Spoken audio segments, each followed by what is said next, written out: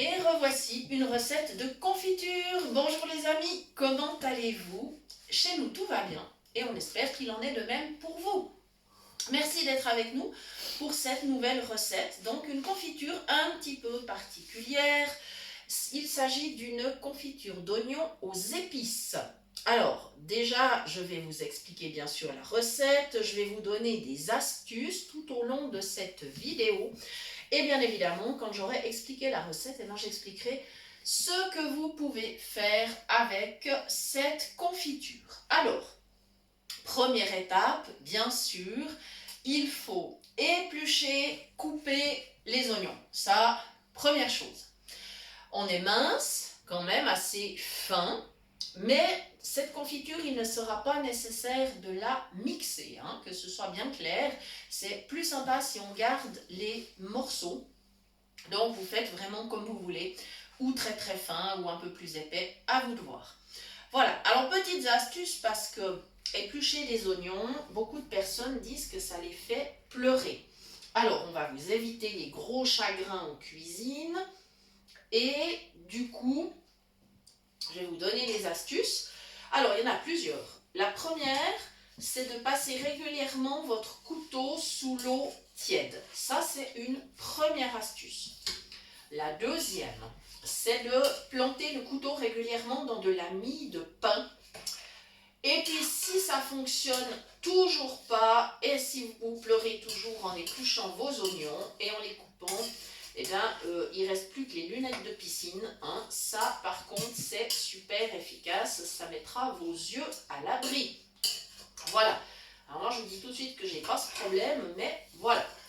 Ensuite, donc là, moi j'ai fait ça avec 1 kg d'oignons. Il faut quand même que ça vaille la peine. 1 kg, ça vous donnera 3-4 pots. Ça dépend de la taille des pots. Et puis, on va mettre assez peu de sucre parce que on va dire que ce n'est pas une confiture pour mettre sur les tartines du matin. Enfin, quoi que si ça vous fait plaisir, n'hésitez pas. Moi, je ne serai peut-être pas la dernière à le faire, mais voilà. Alors, on ne va pas trop sucrer quand même. On va mettre 300 g de sucre de canne donc pour ce kilo d'oignons. Un petit peu d'eau et là, on démarre la cuisson sur feu fort au départ. Et on baissera bien évidemment afin que ça ne brûle pas, que ça ne déborde pas. Voilà, bon, ça c'est la recette de base. Ensuite, je vous ai parlé d'épices. J'ai bien dit qu'il s'agissait d'une confiture d'oignons aux épices.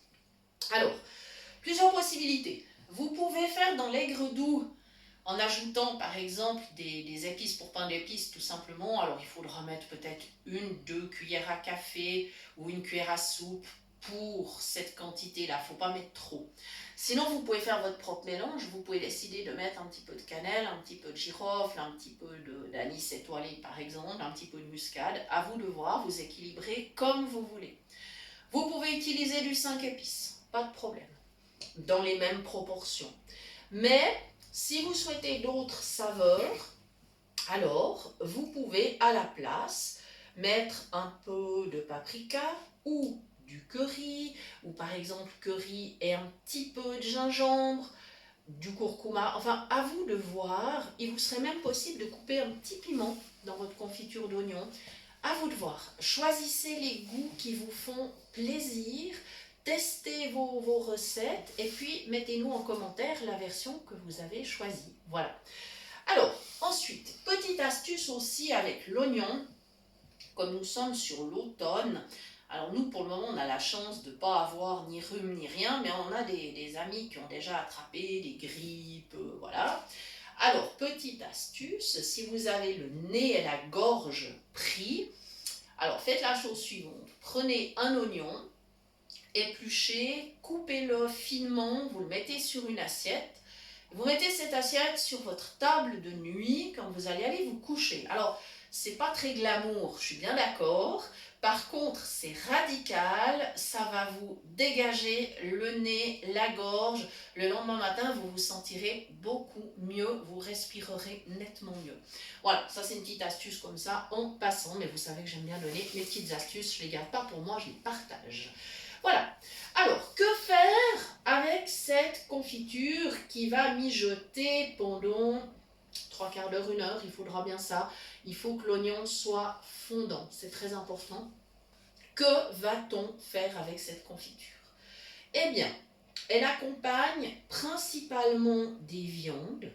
Alors, ça peut être des tranches, ça peut être des côtelettes, ça peut être diverses choses.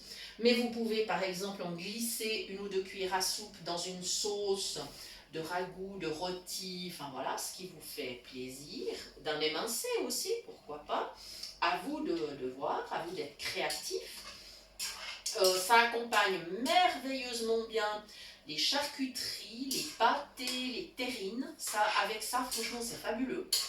Pourquoi pas le foie gras également, voilà, puisque bientôt, enfin, on n'est pas encore aux fêtes, mais il y en a qui y pensent déjà. Hein. Moi, je connais un petit gourmand là derrière la caméra qui pense déjà. Pas moi. Oh, pas toi, non. Non. Oh, tu parles. En général, au mois d'octobre, il me demande déjà s'il y aura du foie gras à Noël. Hein. Bon. Vous voyez, hein, c'est un coquin. Hein. Moi, je suis médisante. Oh bon, bah alors écoutez, puisqu'il le dit, ça doit être vrai. Bon. Mais non. Oh, bah voilà. Alors, bref.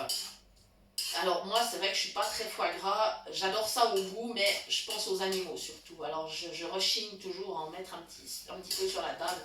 Voilà, après, chacun fait comme il veut. Et puis, bon, bah voilà. Bref, alors, vous pouvez vraiment accompagner toutes sortes de viandes, les volailles, enfin voilà. D'ailleurs, si vous voulez accompagner exclusivement de la volaille, par exemple de la dinde ou comme ça, vous pourriez tout à fait mettre de l'ananas et du curry dans votre confiture. Ça serait vraiment très très bien. Voilà. Ensuite, en version végétarienne, parce qu'il faut quand même penser aux végétariens aussi, eh bien vous pourriez tout à fait accompagner un plat de légumineuses, par exemple des lentilles. Si vous avez cuit des lentilles, ben pourquoi pas mettre 2-3 cuillères de petite confiture d'oignon sur vos lentilles, qu'elles soient chaudes ou froides, hein. À vous de voir. Voilà, ou d'autres légumineuses, éventuellement du tofu ou autres produits végétariens ou véganes. Pas de souci, à vous de tester. Voilà, ça ce sont les petites idées autour de cette confiture. Maintenant je vais vous parler de la suite, c'est-à-dire conservation et astuces pour mettre dans les pots. Il n'y a pas longtemps, j'ai discuté avec une personne qui est non-voyante comme moi, puis qui me disait « Ah, mais moi la confiture, j'ose vraiment pas, parce que c'est tellement chaud, ça me fait tellement peur de remplir les pots. » Alors, voici les astuces, je vous explique. Il n'est pas nécessaire de remplir les pots à chaud et de prendre le risque de vous brûler. Vous pouvez, une fois que votre confiture est prête, vous pouvez simplement la laisser tiédir dans la casserole. Vous remplissez donc vos pots, vous refermez bien, donc remplissez bien, mais laissez 1 ou 2 centimètres entre la confiture et le couvercle. Puis vous faites la chose suivante, vous fermez vos pots, vous les placez dans le four et là, vous stérilisez 1 heure à 100 degrés. Ça veut dire, vous avez déjà une garantie que votre confiture se conservera bien. Et puis même chose dans le four, vous laissez refroidir vos pots. Une fois qu'ils sont refroidis, vous les sortez, vous les rangez. Voilà. Et donc, ça va bien se conserver. Et 2, vous n'aurez eu aucun risque de vous brûler. Vous pouvez aussi placer votre confiture, une fois tiédie ou refroidie, dans des petits contenants en plastique que vous mettez au congélateur et que vous ressortez au fur et à mesure. Ça se conserve très bien de cette manière. Donc, vous voyez, pas de risque de vous brûler. Ne vous privez pas de faire de la confiture si vous ne voyez pas. Il y a vraiment la possibilité de le faire. Il faut évidemment, ça je l'ai dit à plusieurs reprises, prendre une casserole suffisamment grande afin qu'il n'y ait pas de risque que ça déborde, parce que là il y aurait de vrais risques de brûlure, d'accord? Cette confiture d'oignon, je vous conseille vivement de la stériliser parce que, vu la quantité de sucre, je vous rappelle, 300 grammes pour 1 kg, ce qui est très peu, évidemment, elle aura un temps de conservation plutôt limité. Donc, je vous conseille de la stériliser ou de la congeler.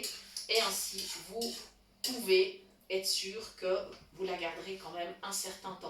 Parce que c'est clair que ce n'est pas une confiture qu'on utilise tous les jours. Voilà, hein, on est bien d'accord, on n'a pas tous les jours du pâté, de la terrine ou de la viande, ou, enfin voilà.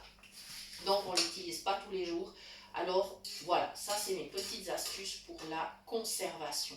Je crois que j'ai fait le tour. Si vous avez des questions, eh ben, n'hésitez pas, posez-les. On vous répondra avec grand plaisir. Pour cela, vous avez les commentaires sous la vidéo.